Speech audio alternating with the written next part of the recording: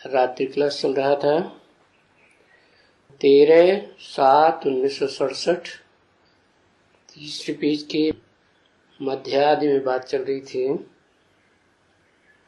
भ्रमरी का मिसाल चल रहा था कि कैसे भ्रमरी 3-4 बच्चों की भी पालना करती है, कोई एक की भी करती है। तो जैसे उनके भी ये बच्चे हो गए और वो भी आप समान बनाती है, तो ऐसे ये जानवरों का भी बहुत कल्याण, कमाल है। और सर्प का भी कमाल है। देखो कैसे यहाँ तो बच्चों ने देखा है, वो ये पकड़ते हैं बच्चे और पकड़ करके शीशे की बरनी में डाल देते हैं।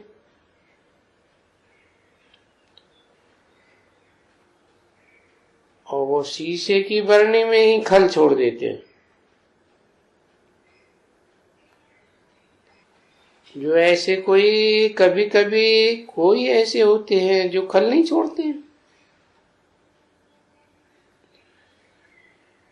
तो ये भी कमाल है ना बच्चे, कैसे छोड़ते हैं और नई खल कैसे जम जाती है और कैसे उनको मालूम पड़ता है कि पुरानी खल छोड़नी है।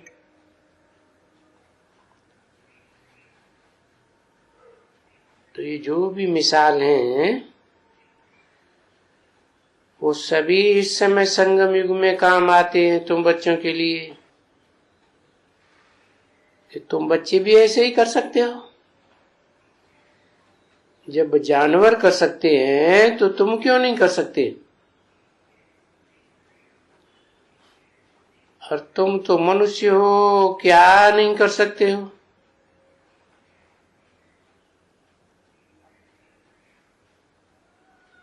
परंतु इन मनुष्यों को तो थोड़ा रहता है ना,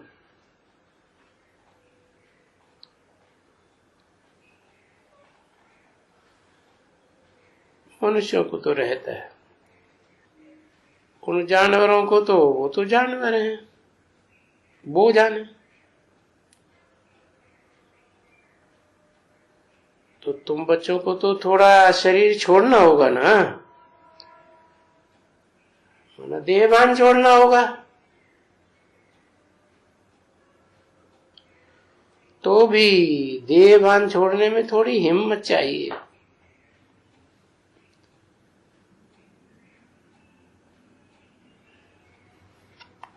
हिम्मत करेंगे तो मदद मिलेगी। जो ये शरीर छूट जावे, क्योंकि शक्ति चाहिए ना। तो ये देहभान छोड़ने की तुम बच्चों को शक्ति आती है, और क्यों नहीं आएगी?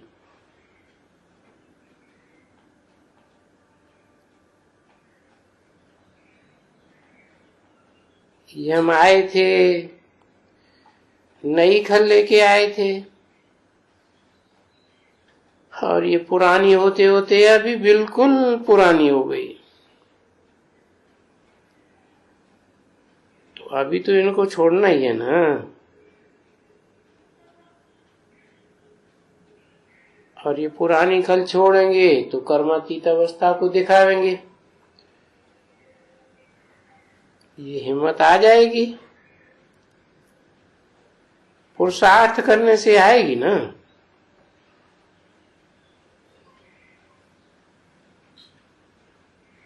और कल पहले भी तुमने ऐसा ही किया था जरूर। जो इतनी मालाएं बनाते हो तो कर्मातीत अवस्था हुई है ना। और जब कर्मातीत अवस्था होगी तो फिर कोई भी याद नहीं आएगा।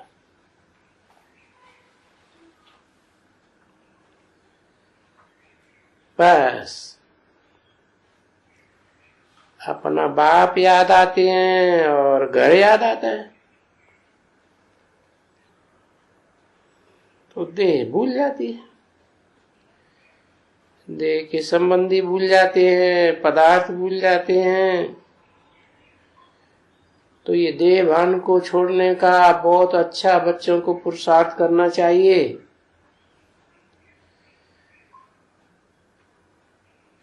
कि बाबा ने समझा दिया कि कर्मेंद्रिय है, उसमें भी एक खास आंखें जिनसे बहुत धोखा मिलता है, उनको बस में करना है। और ये है बहुत बहुत मुश्किल है, क्योंकि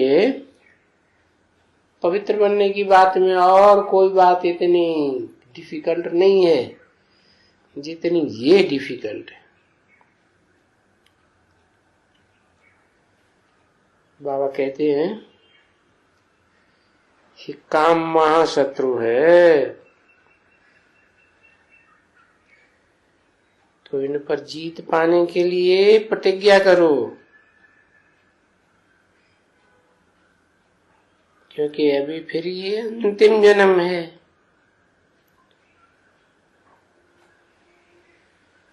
कोई भी हालत में ये जो चल रही है,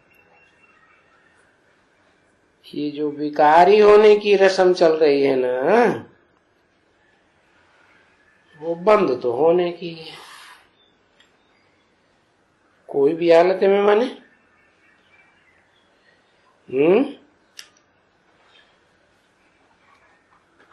सहज सहज जैसे बताते हैं, पुरुषार्थ करके मेहनत करके ये रस्म खुद ही खत्म कर देना तो अच्छा है,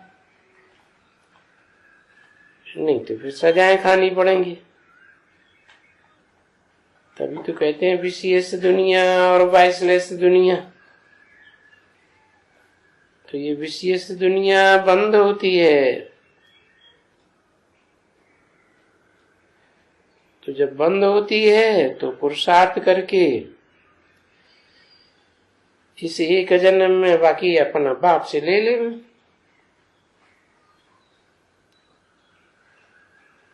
म्यूजिक बज गया। अच्छा बच्चों प्रति याद प्यार, गुड नाइट। आज का प्रातः क्लास है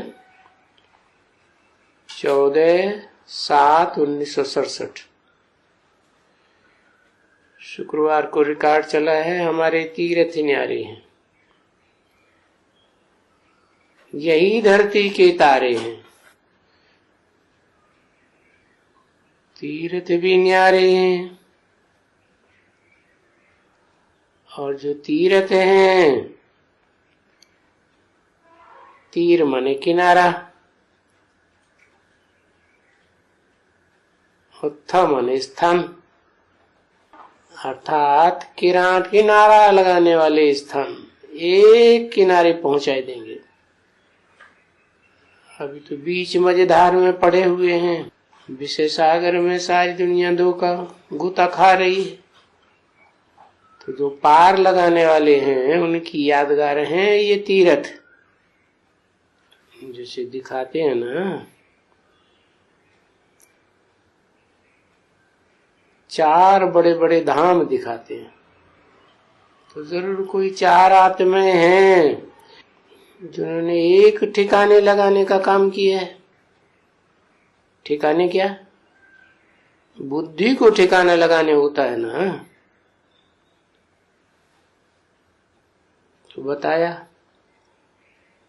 सारी दुनिया की बुद्धि एक जगह एक ठिकाने लगानी है, एक शिव बाबा, दूसरा न कोई। परंतु ये लगाने वाले एजेंट तो चाहिए ना। तो ये हमारे तीर्थ हो गए, और ये दुनिया के हिसाब से जो तीर्थ है, हमारे तीर्थ है बिल्कुल न्यारे। और ये धरती के सितारे हैं, वो आसमान के सितारे होते हैं, वो ऊंचाई पे चमकते हैं। ये भी जब पुरुषार्थ की ऊंचाइयों को पकड़ लेते हैं तो संसार में चमकते हैं। देखो कैसे अच्छे गीत बने हुए हैं, गीत बच्चों ने सुना। ये बच्चों की ये नॉलेज जो है, पॉइंट देखने के लिए कि कैसे इसका अर्थ करते हैं। तो गीत निकाल करके फिर जाके अर्थ करना चाहिए एक एक का। तो किस प्रकार से ये समझते हैं इन गीतों को, क्योंकि ये गीत भी तो करेक्ट किए जाते हैं ना, क्योंकि ये तो प्रैक्टिकल बात है। उन फिल्म वालों ने बैठ के बनाए हैं, ये भी उनका ड्रामा के अंदर पार्ट है। तो वो भी मददगार बने हैं बात को क्लियर करने के लिए। समझा बच्चे? जैसे ड्रामा के अंदर ये शरीर भी मददगार बनता है, वैसे ये सब चीजें मददगार बनती हैं। तो ये गीत भी मददगार बने हुए हैं ज्ञान को क्लियर करने के लिए। और इन गीतों का भी अर्थ बाप बैठ समझाते हैं। तो बच्चों को सिखलाने के लिए भी ये काम से बहुत आते हैं।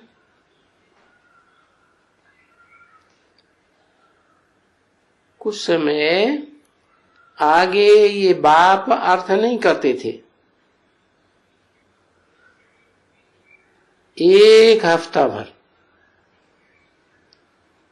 कि थोड़ा रोज देखें कि इनकी नॉलेज कैसे भिन्न भिन्न प्रकार से समझाती है।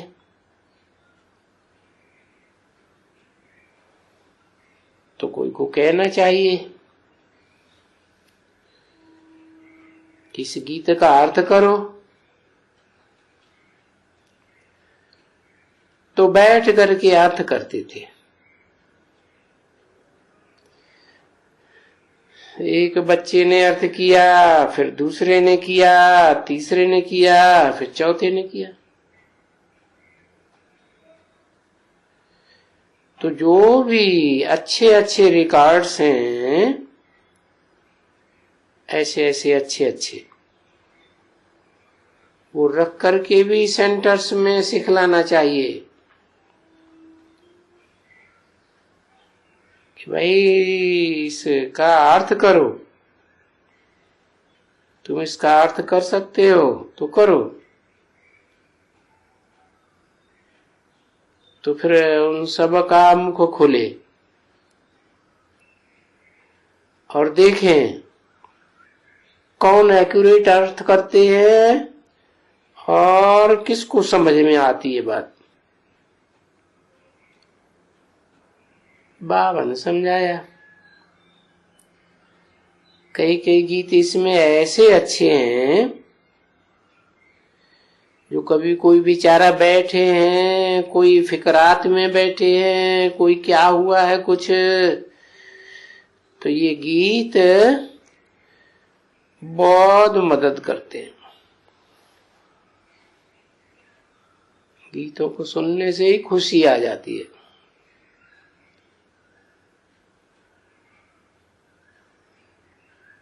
तो घर में जाकर के वो गीत निकाल करके अच्छे अच्छे गीत सुनने चाहिए। भले गीत रेडियो में आते हैं, पर कब आते हैं ये तो है ही काम की चीज। तो ये गीत भी मददगार बनते हैं। जब कोई बैठे रहते हैं तो उनको स्मृति आ जाएगी इन गीतों से। खुशी आ जाएगी। अभी तुम बच्चे जानते हो बरोबर हम ये धरनी के स्टार हैं, लकी स्टार्स हैं। तुम जानते हो कि हमारी तीर्थ है ये भक्ति मार्ग वालों से, ये तीर्थ हमारे बिल्कुल न्यारे हैं।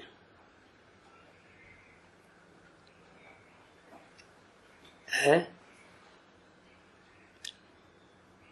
इन तीर्थों को भी क्या नाम दें? पांडव सेना। क्योंकि वो जो दुनिया में है वो है पांडव की सेना।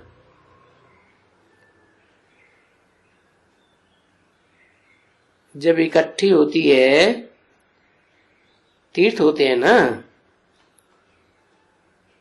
तो जाते हैं हरिद्वार में।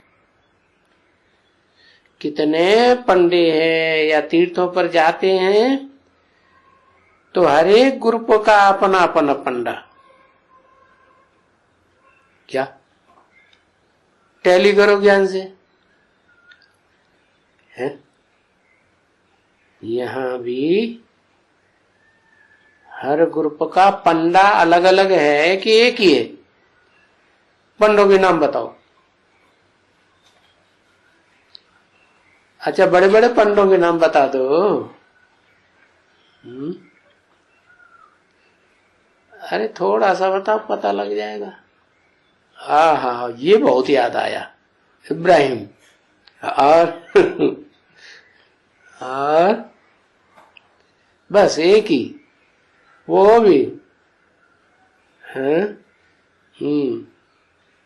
हाँ, क्राइस्ट, बुद्ध, ये है भक्ति मार्ग के पंडे हैं। और स्वर्ग में ले जाने वाला पंडा कोई भी नहीं, वो याद ही नहीं आया कोई है। ये क्या बात है? ये तो नरक के पंडे हैं, नरक की दुनिया में ले जाने वाले। भले इनकी और इनके फॉलोअर्स की भी मुक्ति, जीवन मुक्ति होती है, लेकिन जो स्वर्ग में देवताओं की होती है वो थोड़ी।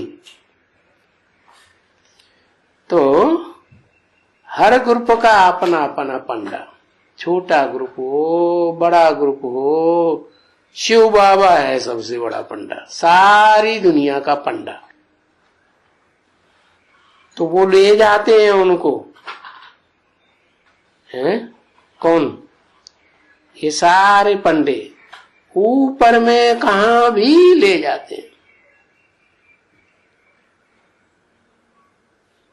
ऊपर में माने ऊंची स्टेज में। तो पंडे बहुत रहते हैं, क्योंकि हर एक के अपने अपने पंडे, और उनके पास बहुत चौपड़े रहते हैं। क्या? सब बता देंगे तुम किस कुल के हो, तुम्हारे बाप का नाम क्या है, बाप के बाप का नाम क्या है, बाबा का नाम क्या है, पर बाबा का नाम क्या है, तर बाबा का नाम क्या है। 4 4 5 5 पीढ़ियां बता देते हैं। वाह भाई, पीछे हर एक का अपना अपना, कोई कृपलानी परिवार, कोई बासवानी, कोई फलाना, कोई टीरा।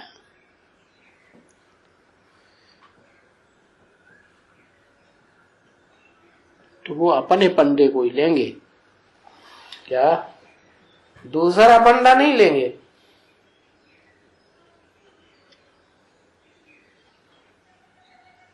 जैसे देखा ना, कोई कोई अपने धर्म के बड़े पक्के होते हैं,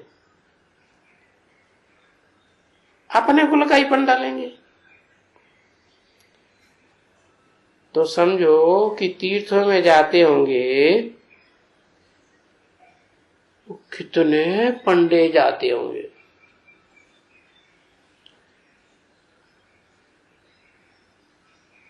उनको लेकर करके जाते होंगे। अभी तुम भी जैसे पंडे हो, वो है जिस्मानी पंडे। कौन? दुनिया वाले वो हैं जिस्मानी पंडे, और तुम हो रूहानी पंडे। वो कह के किसी तरफ इशारा किया।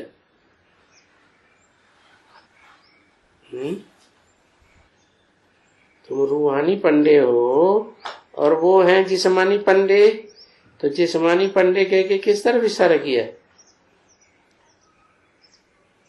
है?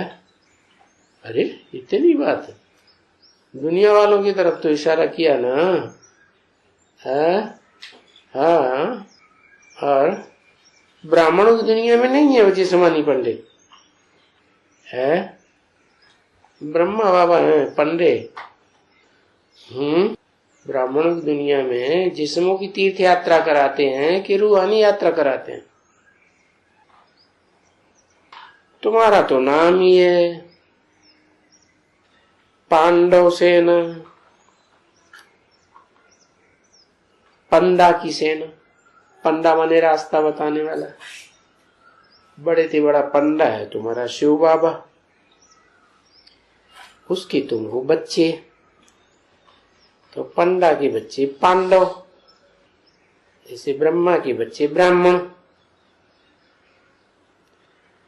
परंतु पांडवों की कोई राजधानी नहीं थी क्या? ऐसे ही बैगरी रूप में घूमते रहते थे। अभी तुम बच्चों ने समझा है कि पांडव पंडे को ही कहा जाता है।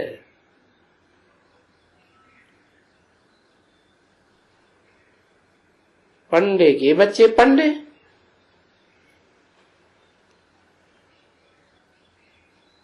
और बाप को भी पंडा कहेंगे। क्यों?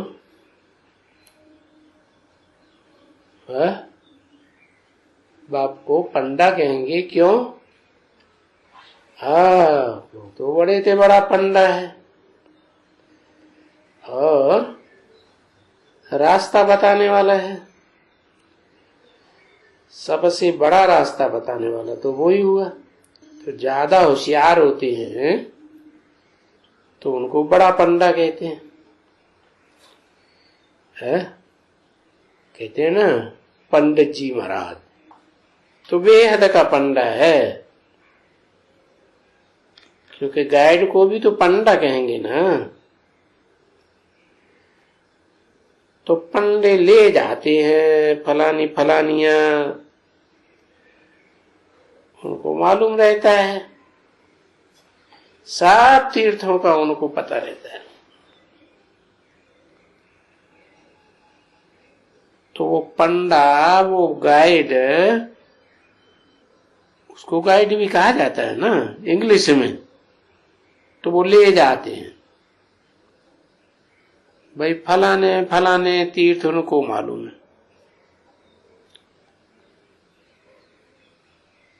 और वो पुजारी वगैरह भी जो तीर्थों के होते हैं ना मंदिरों में, वो भी उनको सब जानते हैं कि ये पंडे ले आए हैं यात्रियों को।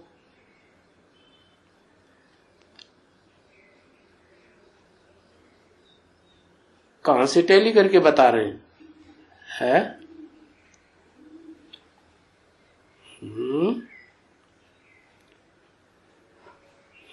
हर सेंटर में अपने अपने पुजारी होते हैं ना। जैसे जो भी ब्राह्मणीय हैं वो जैसे वो सेंटर जो बनाया है रिहर्सल के पीरियड में, जैसे मंदिर हो गया,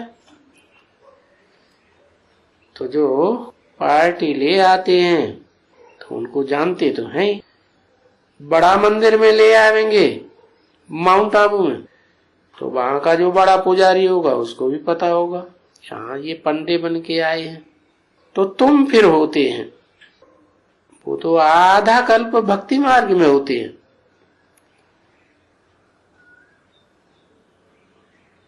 और तुम यहाँ ज्ञान मार्ग में भी तो पंडे बनते हो। हर एक को बैठ करके रास्ता बताते हो। ये बैठने की, ये ले जाने की, ऐसी तो यहां कोई बात नहीं है।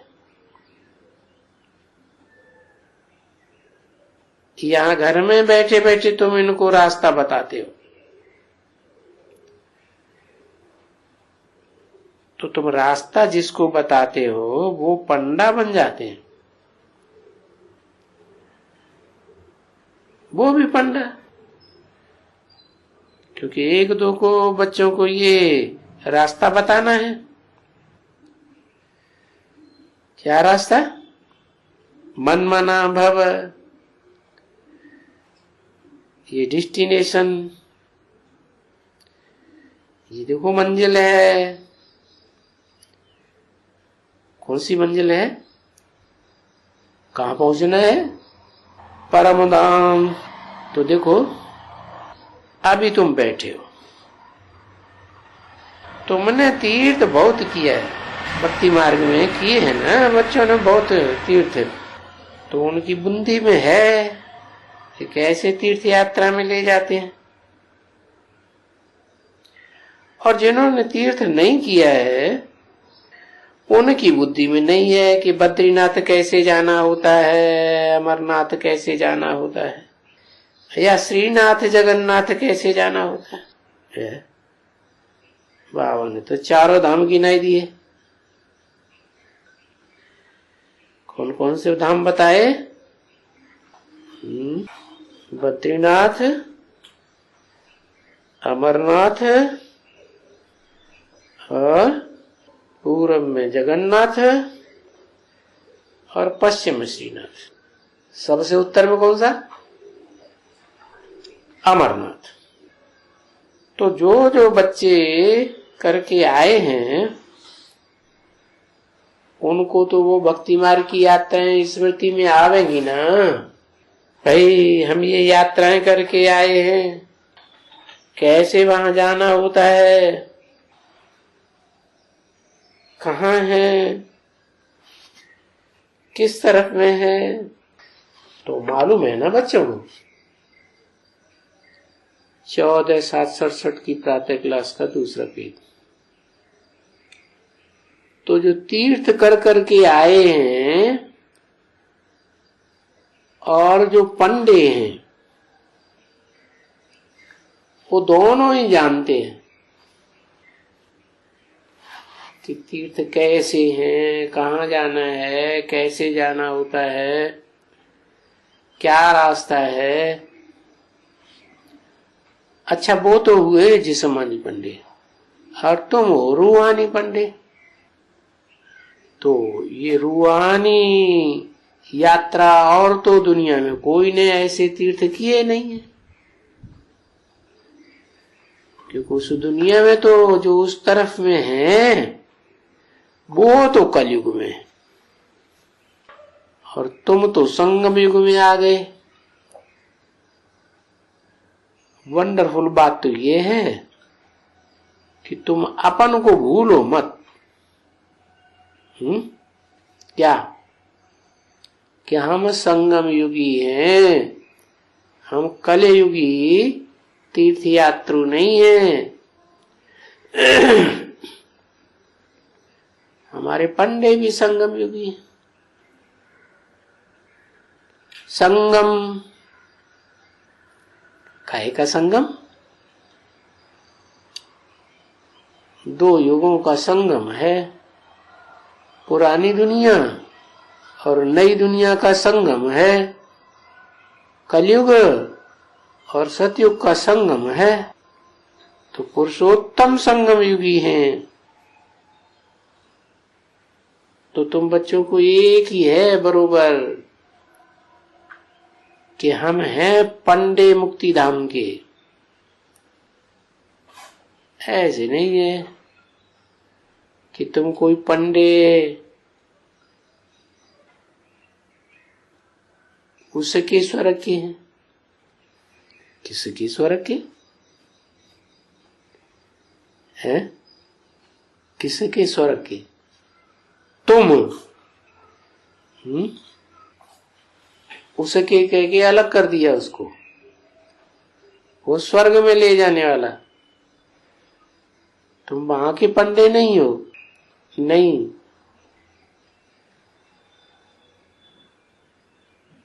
ये तो पंडे तुमने छोड़ा तुम्हारा, ये तो गए हम। वहां से ये पक्का मालूम है कि हम नई दुनिया में आएंगे। क्या नई दुनिया में आएंगे? माना स्वर्ग में नहीं जाएंगे, स्वर्ग में नई दुनिया नहीं होगी, है? होगी, कुछ पुरानी नहीं होगी, है? पुरानी नहीं होगी।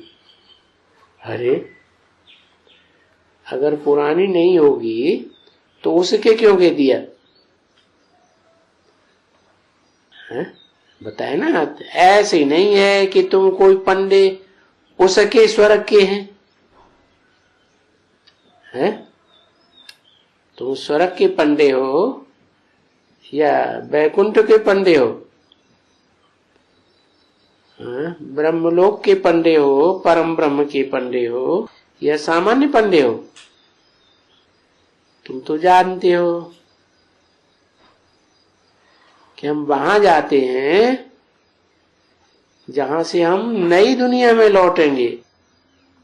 तो तुम बच्चों को बुद्धि में ये रहता है बरोबर।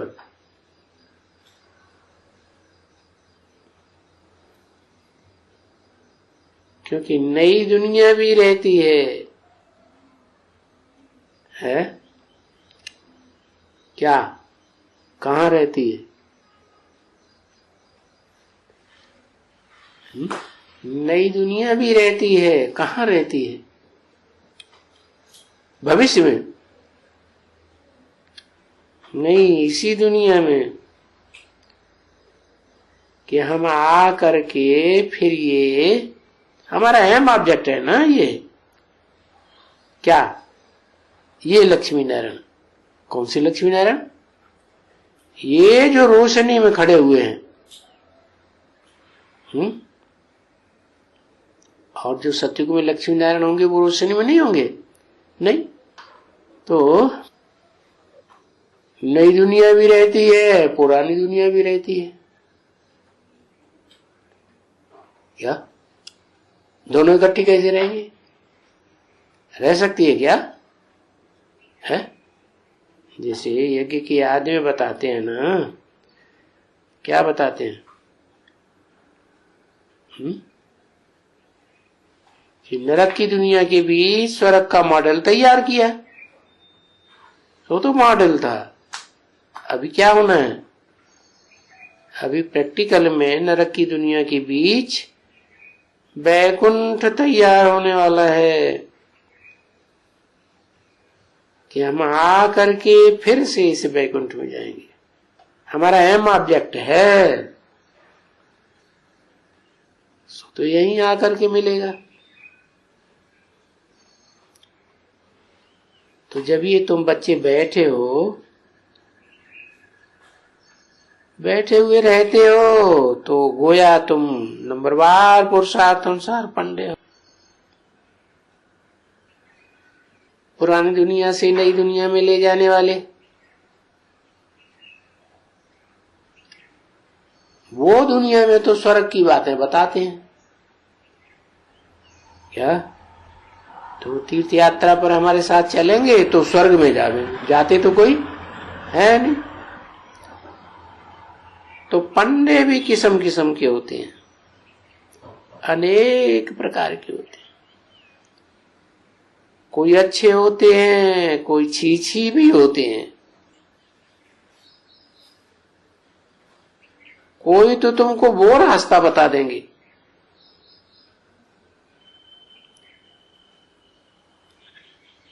कोई अच्छे अच्छे ग्राहक देखेंगे ना, तो ज्यादा पैसे वाले देखेंगे तो उनको वैश्यालय का भी रास्ता बताए देंगे। ऐसे भी पंडे होते हैं। ये बातें यहां क्यों कह रहे हैं? है? बताओ। है? बाबा तो शिवालय बनाने आए हैं ना, है? तो बताया, वो वैश्यालय का रास्ता बता देते हैं। एक तरफ शिवालय स्थापन हो रहा है, दूसरी तरफ वैश्यालय। तो वो कलयुगी पंडे हैं? जैसे वो कलयुगी पंडे उसमें हैं, कौन से धाम में ज्यादा है? कोई धाम का पता है? कोई धाम में बहुत ज्यादा हैं ऐसे पंडे जो वैश्यालय का रास्ता बताए देते हैं। अरे जगन्नाथ धाम में, उसमें पुरी है ना, शहर का नाम पुरी। मैं एक दृष्टांत सुनाया, सारी दुनिया का तो पैसा दौरा नहीं किया हुआ है, पर देखो वो रास्ता, वो आए हैं यात्रा करने के लिए, तो वो रास्ता वरी जहन्नुम में ले जाने का बताए देते हैं। देखो वहां ही यात्रा देवता के मंदिर में, और वहां ही यात्रा जहन्नुम में ले जाने। तो तुम्हारे पास भी तो देखो बहुत अच्छे पंडे हो, बिल्कुल ही फर्स्ट क्लास पंडे हो, क्योंकि सबको शिवालय का रास्ता बताते हो। कौन सी रास्ता बताते हो? पवित्रता। ठीक है ना? तो जबकि रास्ता बताने वाले हैं पवित्रता का, तो जिनको पवित्रता का रास्ता बताते हैं उनको तो पवित्र ही रहना है। उनकी दृष्टि बड़ी बदलनी है, क्योंकि वो जो दृष्टि रहती है दुनिया वालों की, चाचा मामा काका बाबा, ये सभी जो स्त्री पुत्र वगैरह होते हैं, वो तुम्हारी सारी दृष्टि बदल करके, और तुमने अंजाम भी किया है बच्चों ने कि बाबा अब तो हमारी सारी दृष्टि बदल जाएगी। क्या बदल जाएगी? वहां तो नाना चाचा मामा काका, और यहाँ क्या? आत्मा आत्मा भाई भाई, या तो ब्रह्मा के बच्चे बने तो भाई बहन, तो सारी दृष्टि बदल जाएगी।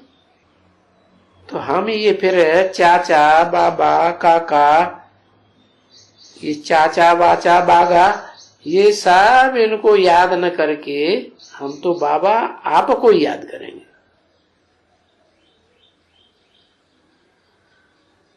तो देखो है तो सही ना गायन भी, कि हम आपका ही बनेंगे, बस आपका बनाना, फिर मेरे को क्या चाहिए, क्योंकि आपका बनते हैं तो हमारा तो बेड़ा पार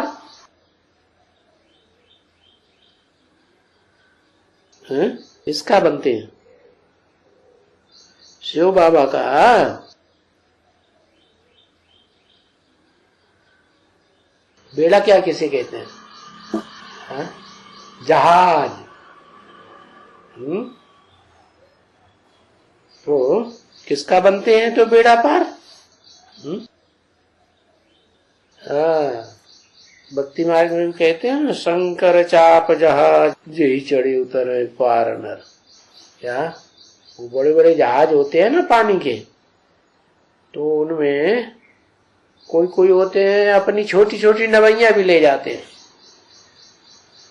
कहीं जहाज डूबने लगे तो अपने नवैया से निकल जाएंगे, तो आथत देते हैं कि वो जहाज तो डूब जाएंगे, डूब जाते हैं बूढ़ सकल संसार, लेकिन ये जहाज डूबने वाला नहीं है। बाबा ने क्या नाम दिया इसका? वो तो शास्त्रकारों ने नाम दिया, सिखों ने नाम दिया। सिखों ने नाम दिया नानक नाम जहाज। हाँ, बाबा ने नाम दिया चंद्रकांत वेदांत। क्या? तो बाबा हम आपके बनते हैं, हमारा बेड़ा पार हो जाएगा। जब हमारा बेड़ा पार हो जाएगा, विषय सागर से हम पार हो जाएंगे, विषय वैतरणी नदी से, तो हमको तो सुख ही सुख मिलते हैं, क्योंकि हम तो पार चले जाएंगे, बाकी तो डूबेंगे। क्योंकि मेरा जिसके साथ संग है, अभी तक मेरा जिनके साथ संग रहा, वो सभी दुख के भांति है। ये नाना चाचा मामा काका सब दुख के बंधन वाले हैं। तो बाप ही है एक जो सुख के संबंध में जुटाता है।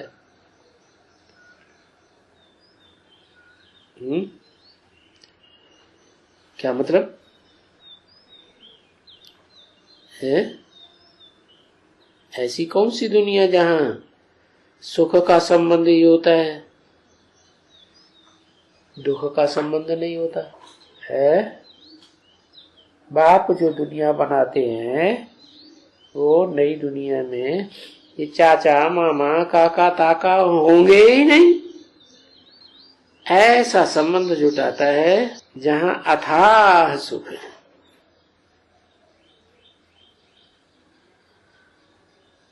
तो बाप ने समझाया ना बच्ची, ये जो आज की दुनिया का सुख है ये तो काग विष्टा समान सुख है। क्यों है काग विष्टा समान सुख क्यों कहा? क्योंकि ये इंद्रियों का सुख है, वो भी भ्रष्ट इंद्रियों का सुख है, इसलिए क्षण भंगुर है।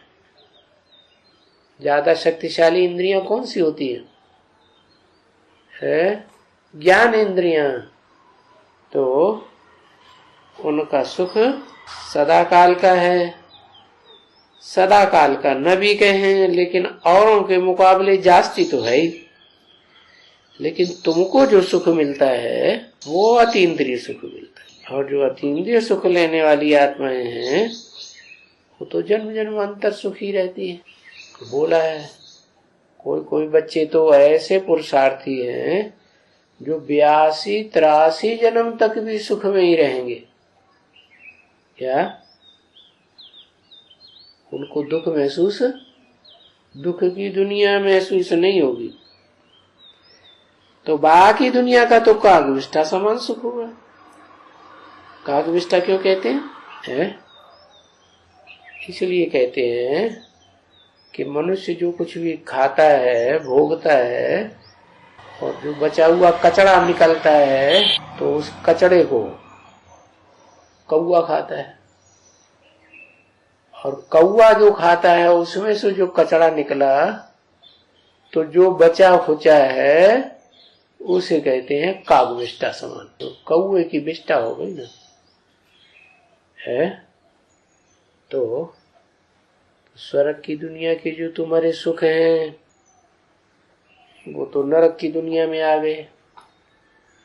नरक की दुनिया में पहले मनुष्य होते हैं, ऋषि मुनि, मनन चिंतन मंथन करने वालों को मनुष्य कहा जाता है।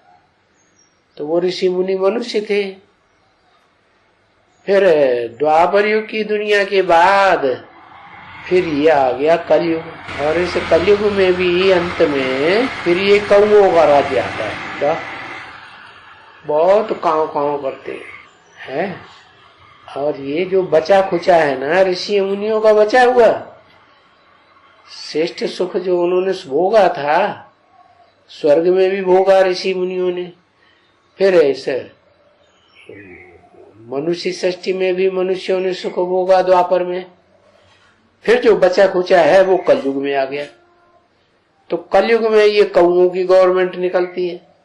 ये क्या करते हैं, ये फिर काव काव काव काव करते हैं, बुलाते हैं, आओ आओ आओ, कहाँ आओ, आओ 5 स्टार होटल खोले हुए हैं, यहाँ आ जाओ। तो जो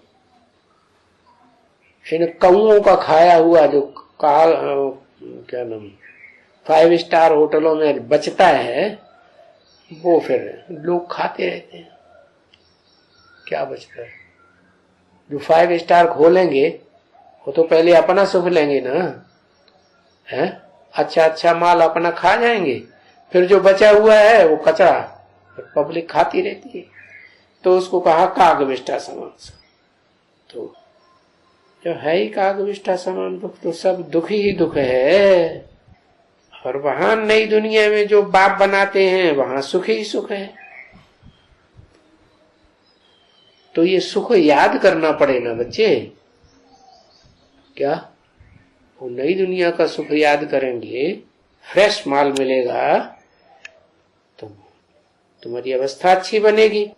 ये हम अभी तुम पढ़ते ही हो इस नई दुनिया के सुख के लिए, तो वहां कैसे जाएंगे, बार बार याद करेंगे तो जाएंगे ना, दिल होगी ना जाने की। और फिर बाद में तो यहीं आना है। परंतु ये जानते हो कि पहले तो हम जाएंगे नई दुनिया सुखधाम में, पीछे यहां नरक की दुनिया में वापस आएंगे। तो फिर फायदा क्या हुआ जब यहीं आना है लौट के कागविष्ठा समान दुनिया में? फायदा क्या हुआ है? फायदा ये हुआ कि हम सुख की दुनिया का सुख भोग लेंगे,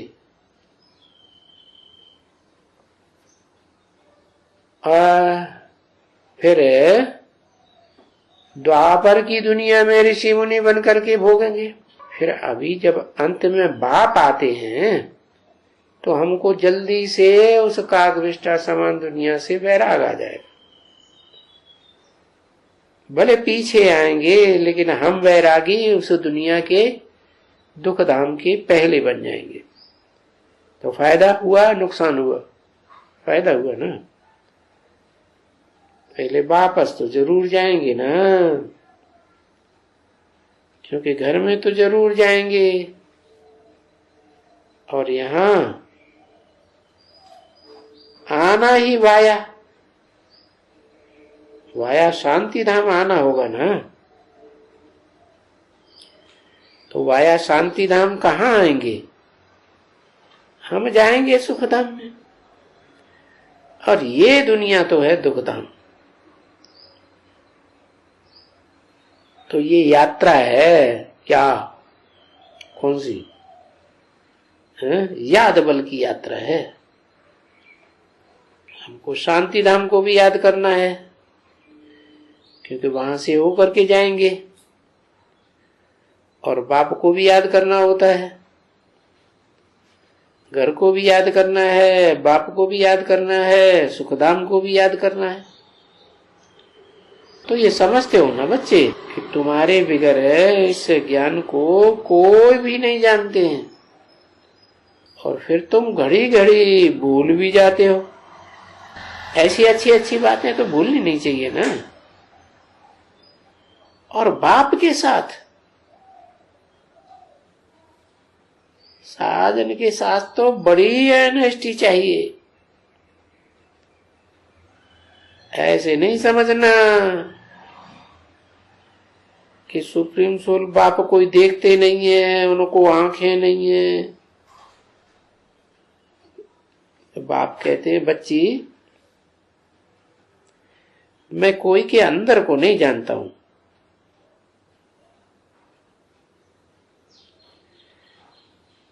ऐसे कैसे हो सकता है कि मैं सारी दुनिया के बच्चों की बात में बैठ करके अंदर के जानूं? नहीं।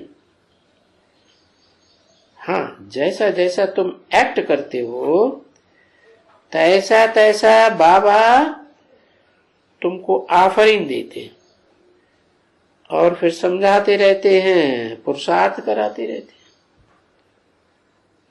ओम शांति।